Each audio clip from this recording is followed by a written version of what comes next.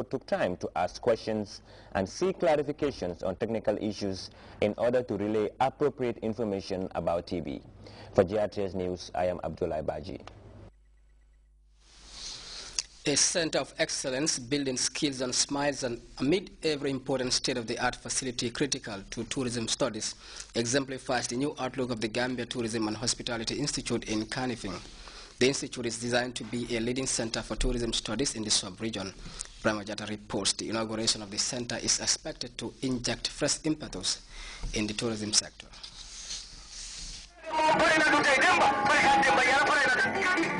For me, this is a very important occasion because I think it's a step forward. A catalyst to colossal heights, the new look of the Gambia Tourism and Hospitality Institute symbolizes the first scheme engineering tourism development under a considered strategy, putting education at the wheel of a vital sector.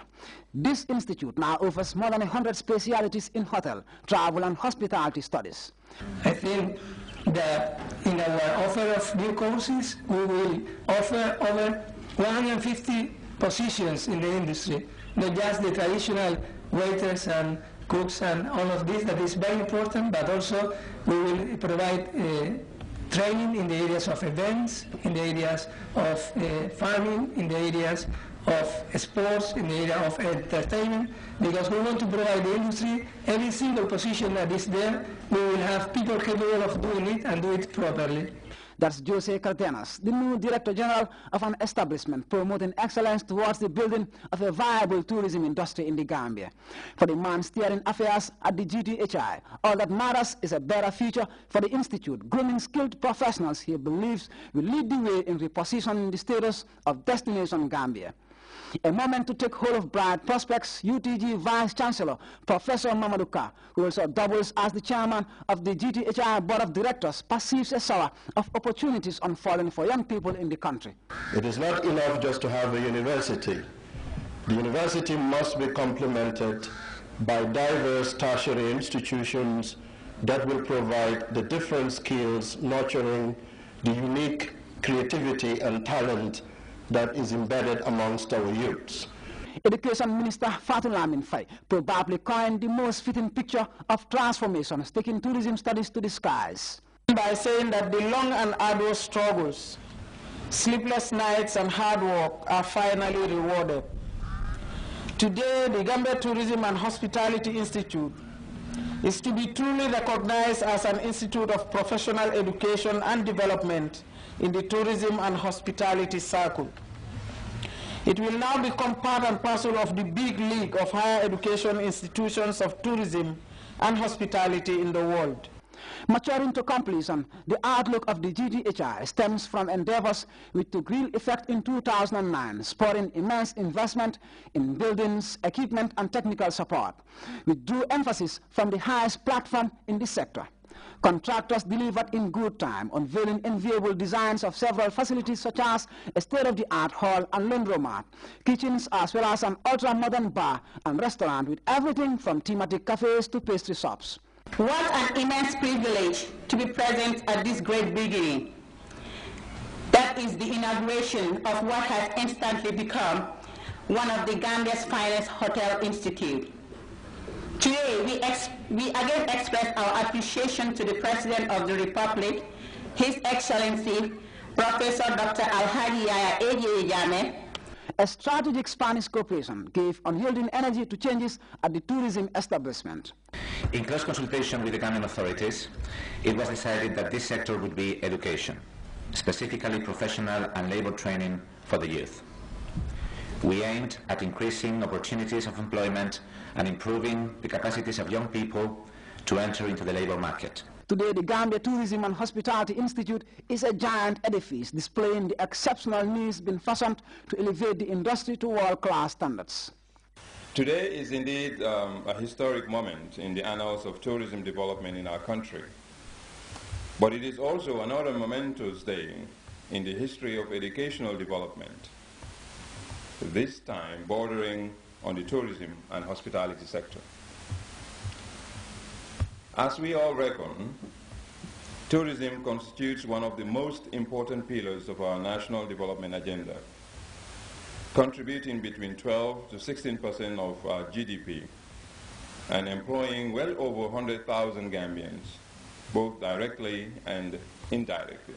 Securing optimum service standards is at the top of priorities underpinning the Institute's operations with specific curricular designs intended to inject excellence in tourism education. Indeed, it is recognized beyond doubt that we cannot talk of having good hotels without putting emphasis on service delivery that is of high quality and is commensurate with acceptable international standards.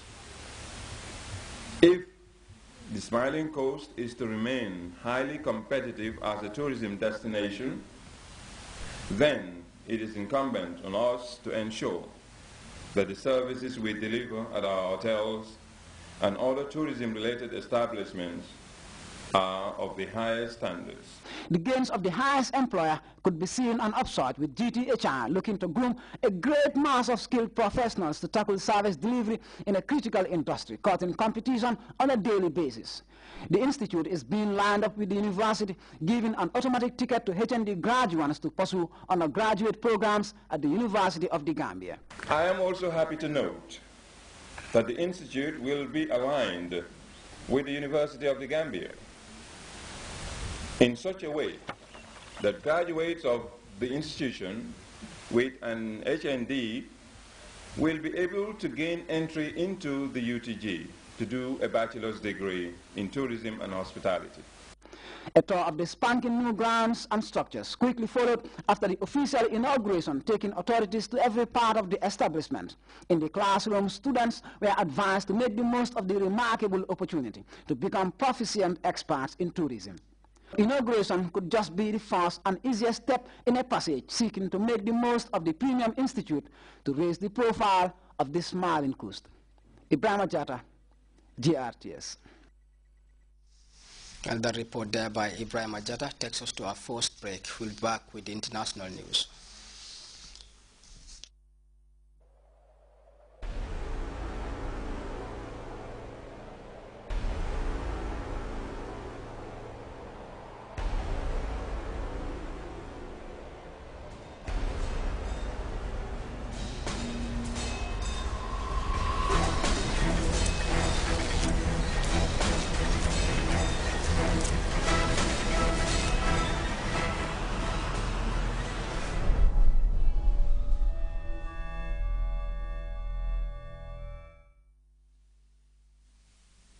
Welcome back. President Barack Obama is continuing his tour of the Middle East with a brief stop in Jordan. The tiny Middle Eastern state is battling slow economic growth and also witnessing an influx of refugees from war-torn Syria. Jordanians of all ages are worried about the future of their struggling economy. We have details of that story in this CNN report. Morning in the downtown bazaar often begins with a song. But don't be fooled by the bright colors and bustling atmosphere. There's a feeling of deep anxiety in Jordan these days. Even the wise men at the local barber shop say they're worried. I've never seen the economy this bad before, says 81-year-old Walid Khayat. But the most important thing, he adds, is for us to stay stable. Analysts say Mr. Khayat has good reason to be nervous. On top of all the internal economical problem and the anger that has appeared in the past 2 years in the street, you have all the problems of the neighboring countries impacting Jordan. And it is a nightmare. For the past 2 years, a brutal civil war has been raging next door in Syria, sending more than 450,000 refugees pouring into Jordan. Syrians now compete with Jordanians for scarce jobs, real estate, and even water. Jordan is one of Washington's most dependable allies in the Middle East. Both governments enjoy close military and intelligence cooperation. But this small desert kingdom has not escaped the ripples of the Arab Spring. Last November, riots erupted across the country when fuel prices jumped. Popular anger exacerbated by high-profile corruption, like the scandal that landed the head of the state development company in jail.